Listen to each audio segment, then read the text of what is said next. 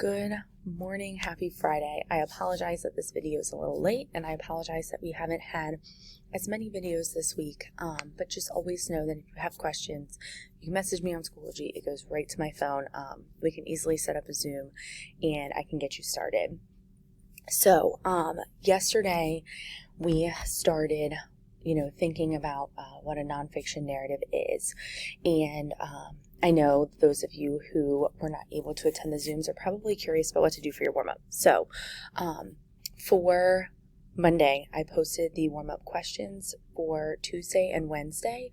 You'll just put the date and then just put no video. And then for today's warm-up, for Thursday as well, just put no warm-up. And then today, here is your question. So what are the elements that make a narrative powerful? We are going to be writing a nonfiction narrative, as you saw from Schoology and the learning target and success criteria that have been posted. And I want you to start brainstorming those different elements. We talked a little bit about the narrative elements yesterday during the Zoom. So those of you who were in the Zoom yesterday but you can't attend today, you have a bit of an idea. Everybody else, it'll be a little bit of a brainstorm. So go ahead and pause the video. Remember, we do our warm-ups in OneNote. They're under the warm-up section. You'll see 10-5. And again, you should already have Monday filled out. Tuesday, Wednesday, and Thursday, we'll just put no video. And I apologize again for that. And then your warm-up is here for Friday. So go ahead and pause and get that warm-up filled out. All right, so if you go into your OneNote binder, you'll see that there are a couple activities for GRAT under the Roots section. If you could complete those for your vocabulary, that would be awesome as well. But we're going to go ahead and dive into this PBT, because if you've looked at Schoology, you have already seen that as something that we tackled yesterday. So I'm going to go ahead into Schoology. Remember, we always go to our courses. Something else that I went over yesterday on the Zoom were 2 writing opportunities. We have the Young Authors Contest. For 8th grade, you have the opportunity to do either a short story or a poem. If you are interested, please let me know and I will help you with all of your covers and everything. And then there's also the Daughters of the American Revolution essay. It is not a short story or a poem. It's more of an informational piece, an essay. The guidelines are right here, and then I have information linked for you. The prompt is, how can we address the health and well-being of our veterans, military, and their families? So if you are interested in writing about that topic, please let me know. Again, the information is here for you, but we're going to dive into the week of Monday. So go into Thursday and Friday, and you will have already looked at the learning target and success criteria. It didn't change from yesterday. We're writing a nonfiction narrative, and we're really focusing on descriptive details and well-structured event sequences. So to figure out how we can be successful, we need to use the rubric to provide a developed nonfiction narrative draft. So yesterday we started that pre-writing and planning, and then today we're going to go into the draft, okay? So if you click into the pre-writing and planning, remember up at the top it'll say My Document. You click on that, and you will see that I have already gone through and highlighted what is important for you, because when we go through, bear with me, I've got a bunch of stuff open.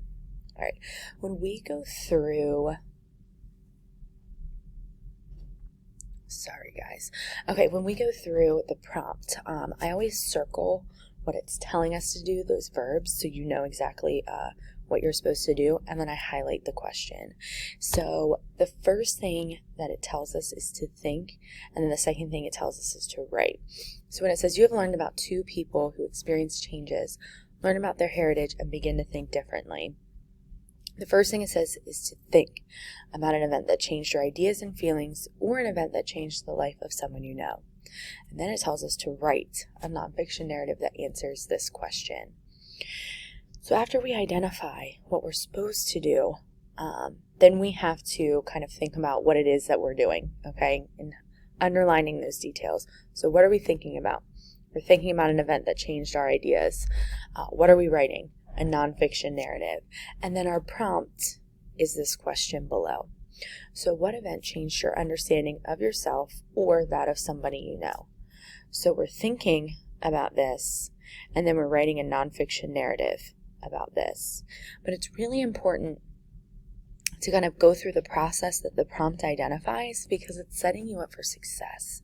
So if you were to just start writing instead of thinking, you're probably not going to be successful. Someone in our Zoom yesterday said that it's like laying the foundation. Before you start writing, you have to lay the foundation. You don't just build a building. You have to get the ground right. You have to put the foundation down, and then you build on your ideas. So before we can actually write, we do have to think, and that's what we're tackling with the pre-writing. And then when we start drafting, we'll move into that writing phase. So what we did yesterday was we talked about the elements that are important in nonfiction narratives. There's quite a few, but we're only going to focus, just because this is the first time we've done a nonfiction narrative, on 4 different pieces. So you have this involved list, and if you would like to take a screenshot, you are more than welcome to. But what we're going to do is really focus on these 4 right here, just because I want you to kind of tackle half of them and get really good at them. So then the next time that we write a narrative, we can focus on the other parts. So we're not going to go into expert groups. You're going to be doing this on your own. We kind of worked in groups yesterday towards the end, but we ran out of time. So you are going to look at the launch text in your OneNote binder. It's in the reading section. And you're going to go through and highlight using this color coding key. So if you would like to screenshot this or write this down, I encourage you to do so. I'd pause the video and either screenshot this or write it down. But dialogue is going to be pink. Descriptive details are going to be green. Transitional words or phrases are going to be in blue. And then anything powerful that creates an image for you, that's even a little bit stronger than just your basic descriptive details, we want to highlight in purple so that they really stand out. So again, go ahead and take a screenshot of this. Pause the video. And then I'm going to show you where to find your clean launch text in your OneNote binder. All right, so I am going to exit out and go to OneNote.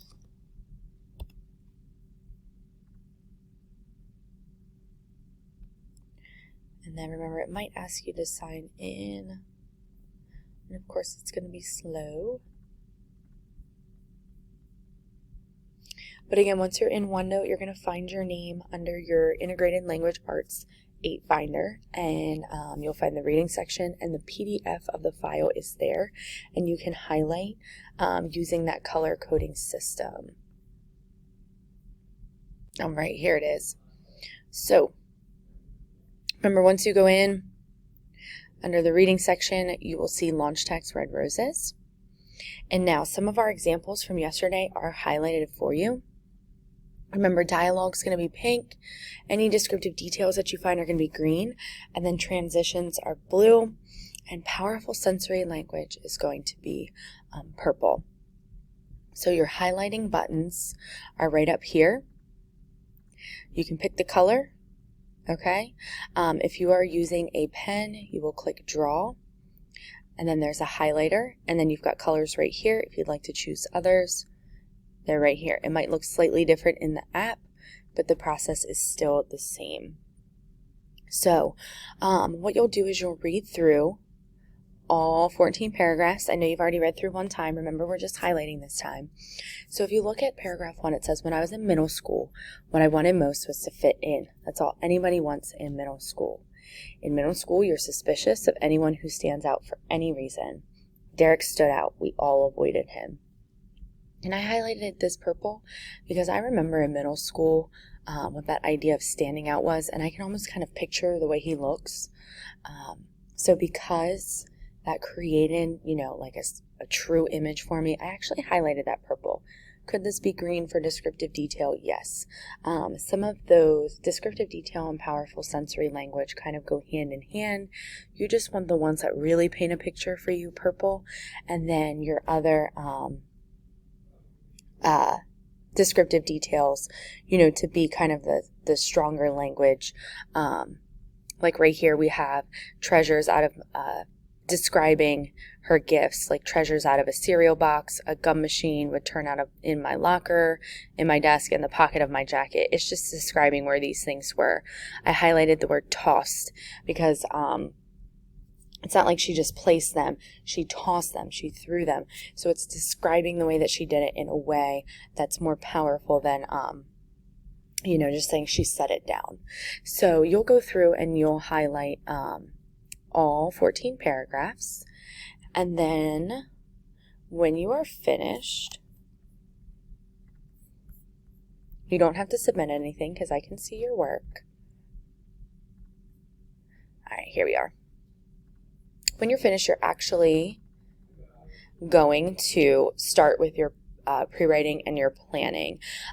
So what I have on the screen is a model of the Red Roses personal narrative timeline. So if you think back to the learning target, part of what you were supposed to do was put together descriptive details. So we showed you an example of descriptive details with the launch text. And then now we're going to use the launch text to kind of think about how to structure a nonfiction narrative. So what I did was I put together the structure of Red Roses for you, and you're going to use this as a model then to start planning your nonfiction narrative. So if you'd like to take a screenshot of this, I encourage you to do so.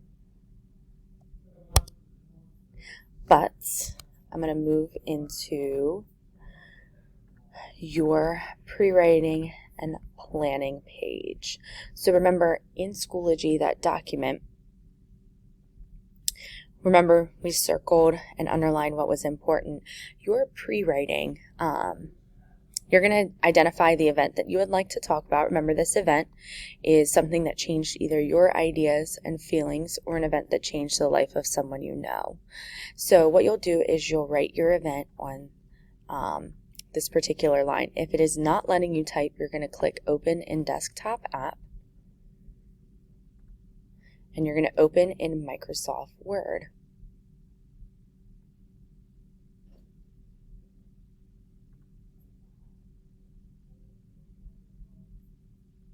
And of course, it's not working for me. There we go. Okay, and then it should let you type. So if I'm trying to think about an event that changed my ideas and feelings about myself,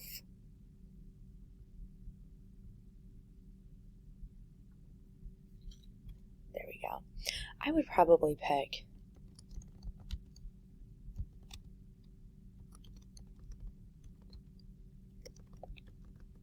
getting my master's degree. I know that's something that you guys haven't thought about, but getting my bachelor's degree, graduating from college the first time, was big, but I knew that that was going to happen. Getting my master's degree was a little bit more surreal for me because for the first time in my life, I had really been challenged in school, and I really felt proud of myself for getting my master's degree, and it kind of made me feel more like an actual scholar. I wasn't just, somebody else who had a bachelor's degree and who had graduated from college.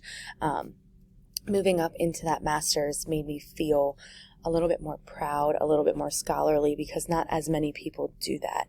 It also showed me that I can, work 2 full jobs and do school at the same time. So that really changed my understanding of myself.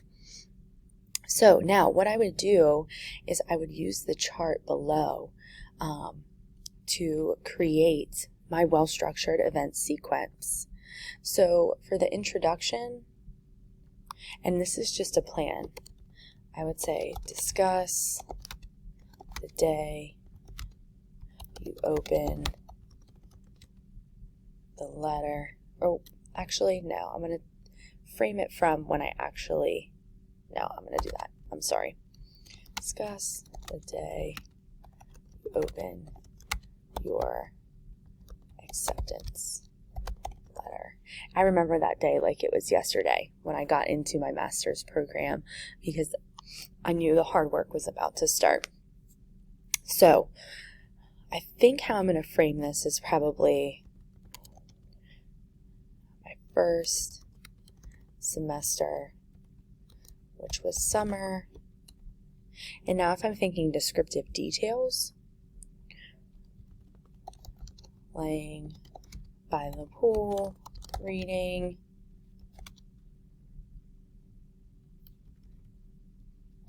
my textbooks,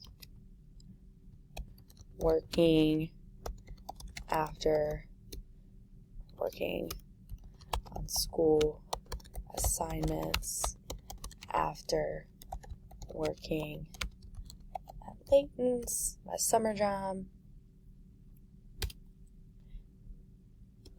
And I'm going to put some stress, but not hard to manage. I also had a really easy professor for that one. So I'm going to make sure I write that down. Now, when I actually start drafting this, I'm going to go into more detail. But right now I'm just trying to get my plan set. And then what I'll do is go through and think of, 3 more major events for the completion of that master's degree. And then my conclusion would obviously be getting the diploma in the mail and framing it. Okay? Now, once I'm finished with that part, I'm going to move down here.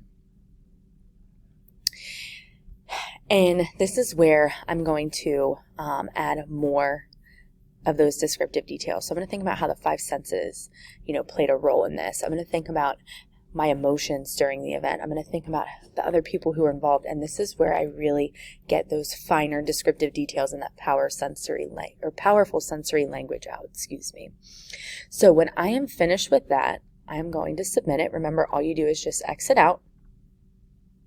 Whoop. And then I'm working in too many documents. You'll hit submit over here, and then you'll move into the draft. Okay? Your draft, of course, Schoology isn't working. Remember, it'll say my document. This draft will pull up. You're going to make the heading.